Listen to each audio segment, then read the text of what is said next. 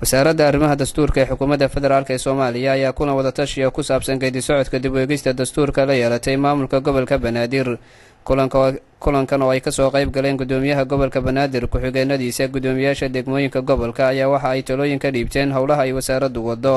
Wasiir Cabdi Xoosh ayaa sheegay in wasaaradda ay ka go'an tahay in wada shaqayn wanaagsan ay la yeelato dhammaan dhinacyada ay hawshu kala dhaxayso.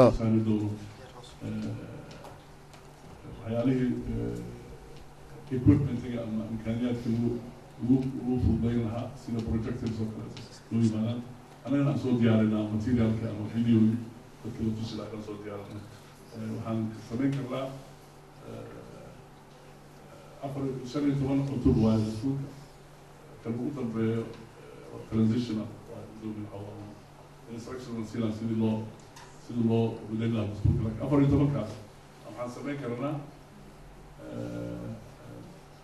14 week camal ayaa cusub kastaba laga munaaqashan karaa mataqaanaa iyadoo video munaaqasho laga bixin karaa. Intaan ka bixin waxaan rabaa inaan hoogaa comment soo jeedin oo ah intiina hadda meesha isugu tegin horta aada nasiib u leedahay. sababta waxaa waaye gobolkan nasiib u leeyahay marka ugu horreysay dhalinyaro waxbaratay gudoomiyaasha degmada ay yihiin oo qaarkood activistiyaal soo ahaan jireen dhaqaale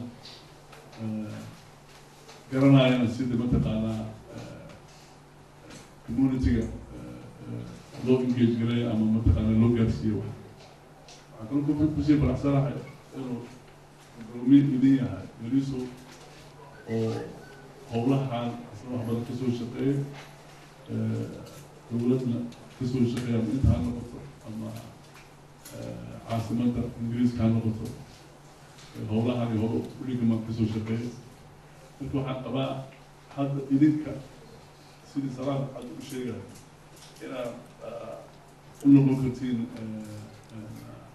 mithaal ama example Soomaaliya inteeda kale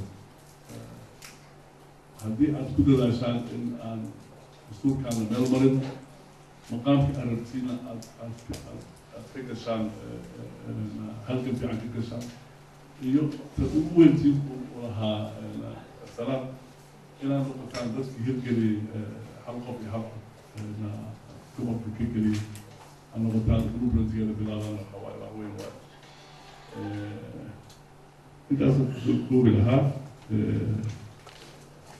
aan ku dhameeyo dadka hal kabtan aan ku dhameeyo ninkaas oo Cabdilcasiiska ah gudoomiyaha sarmaarka oo ahaan jiray landlordkayga gurigiisa deganaan jiray majaarka isaga qaadayso gurigi waa guuray Cabdilcasiis waa iga dhawiina hadana.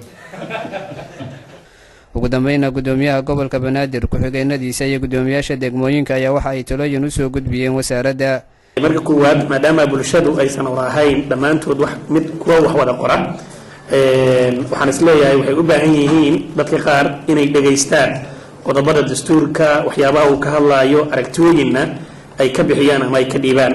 marka si taa loo helo waxaan isleeyahay in la isticmaalo warbaahinta tan kale oo ku aadan degmooyinka iyo bulshada qaybaheeda kala duwan ayadana wejigii kale loo mari kara waxaa waaye tan bulshada haday aan lahay jaamacadaha iyagu waxaa la geyn karaa cutubyada dastuurka waxaana la dhihi karaa waxaad ka mid dhigtaan waxyaabaha aad u dhigaysaan ardayda.